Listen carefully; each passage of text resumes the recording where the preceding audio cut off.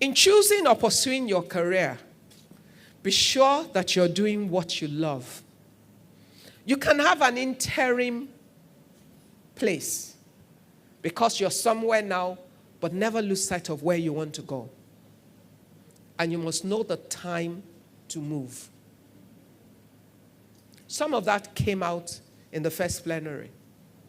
But it's important for you not to lose sight of what is important to you. When I started,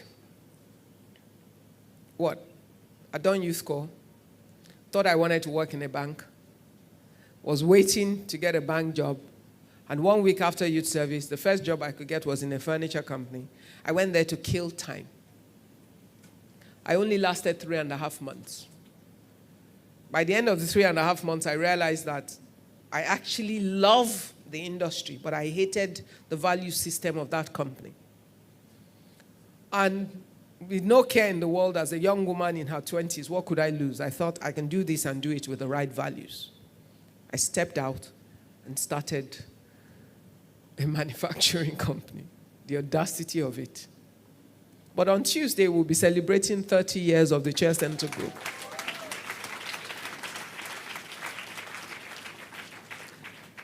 The 10,000-hour rule doesn't fail. There is value that is created as you build on something over time. You gain credibility in the space. You learn things that nobody else knows. More than anybody else, you're the one that can see the opportunities within that industry. You have customers who have been with you for 30 years, who can testify to the fact that they had furniture they bought from you that has lasted 20 years in their office or 25 years in their office. What do you think happens? They're going to keep telling people where to go. That's what keeps us strong. Referrals. People you can point to. I told my people that for Tuesday's celebration, they should have a customer board. They should try as much as possible to throw the names of customers over the years, as many as they can remember that. We will need this whole floor to write it. So, build with a consciousness of long term. Don't do most things in your life without a thought for tomorrow. What does that make you do? It makes you operate with the right values. Because there are always people that are still around to tell about what you've done. There are people who can say, that one, she's a thief. She used to steal so far back. Why? Remember I said at the beginning, you're living on a stage. There's a whole world watching you. That world will speak at the right time. But they're either speaking for you or they're speaking against you. But you decide what happens. What do you do when you're on the stage? Are you deliberate about your actions? Are you deliberate about how you deal with people? Because the biggest asset on the face of the earth, human beings, relationships. Pay attention. Don't focus on being related to big people. Focus on building relationships with human beings, big or small. Why is that important? People metamorphose very easily. Big people become small people.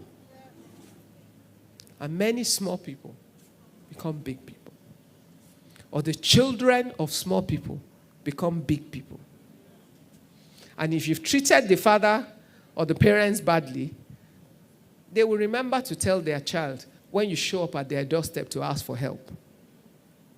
So treat human beings like they matter. Respect every person that you come across. You never know where you will encounter them again. You never know at what point they'll be relevant to your life.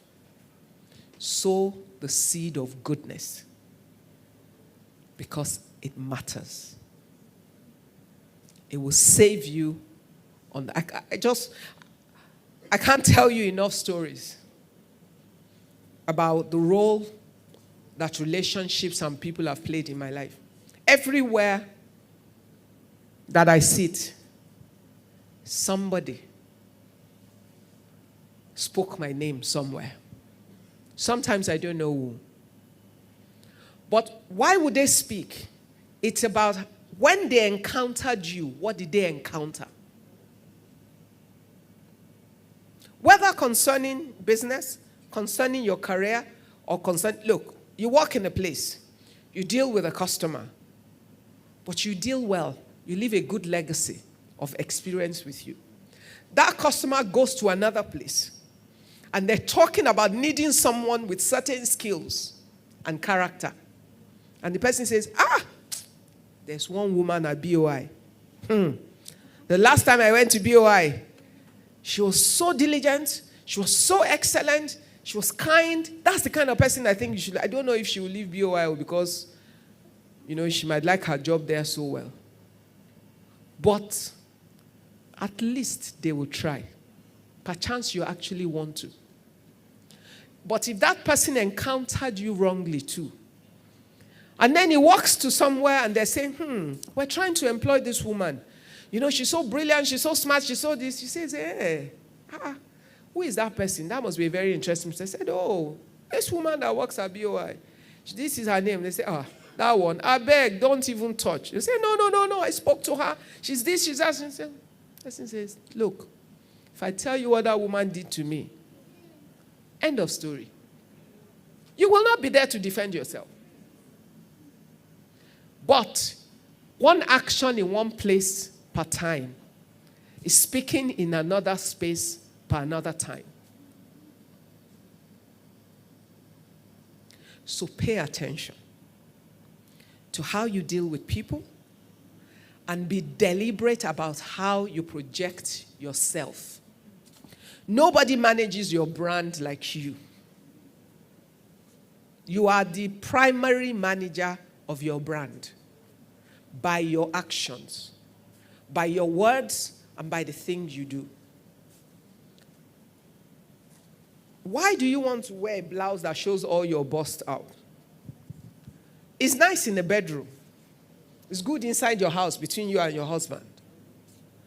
But many times people judge you before they judge you by sight before they hear you speak. Sometimes they will not know that you're smart, but you're loosely dressed. You might like it, but is it appropriate? I don't care what other people think. You don't? Really? Do you live on an island all by yourself? Are you responsible for all your opportunities by yourself? Or do you have to encounter people in order to take opportunities in life? Be practical. Be a realist.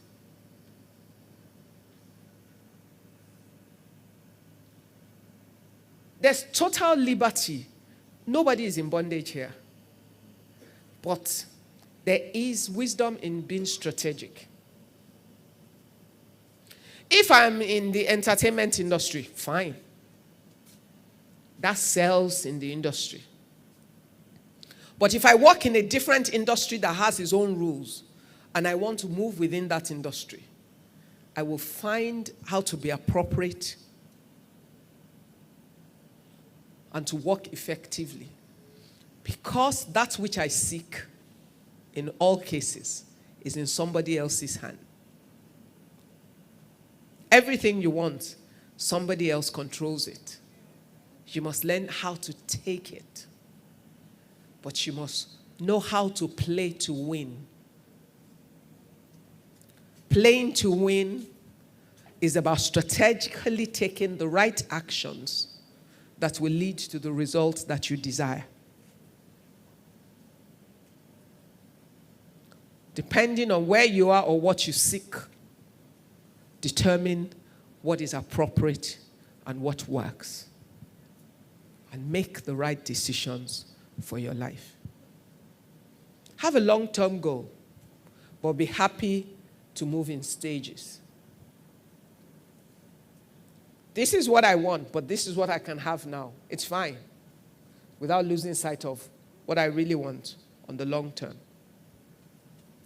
But as I'm looking towards my end goal, I must know What are my medium-term goals? I must determine why one choice is right for me and the other is not.